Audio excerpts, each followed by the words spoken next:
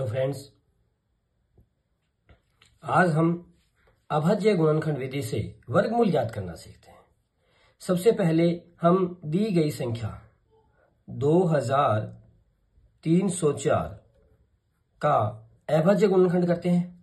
सबसे पहले हम इसे 2 से भाग देते हैं, तो यह जाता है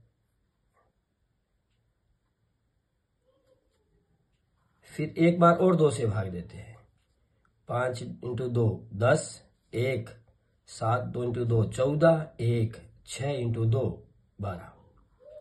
फिर 2 से भाग देते हैं। 2 × 2 4, 1 8 × 2 16, फिर 8 × 2 16। फिर 2 से भाग देते हैं। 1 4 4। फिर 2 से भाग देते हैं। 7 × 2 2। फिर 2 से भाग देते हैं। 3 6। फिर 2 से भाग देते हैं। 1 8। फिर 2 से भाग देते हैं। 9। अब 2 का भाग नहीं जाता, 3 का भाग देते हैं। 3 × 3 9 और लास्ट में 3 का भाग देते हैं, तो 3 एकम 3। हमें चाहिए 2304। तो जोड़े बनाते हैं। 2 का 1 जोड़ा बना, 2 के 2 जोड़े बने, तीसरा जोड़ा बना, चौथा जोड़ा बना और 5वां जोड़ा 3 का बना। तो 2 × 2 × 2 × 2 × 3। 2 को 2 से गुना किया, 4 4 × 2 8 8 × 2 16 16 × 3 48। तो the square root of 2304 is equal to 48।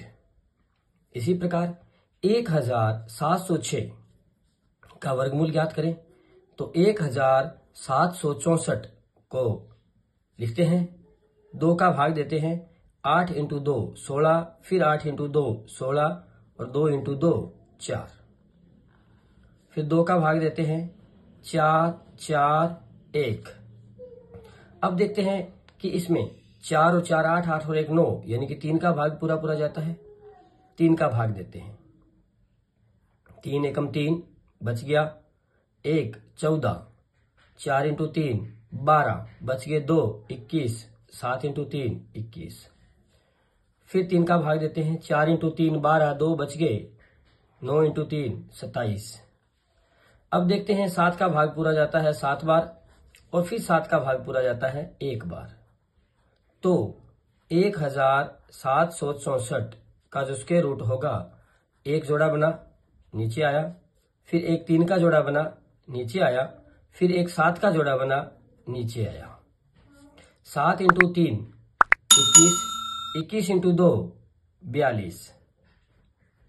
इसी प्रकार हमारे पास 1764 का जो वर्गमूल है वो प्राप्त हुआ 42।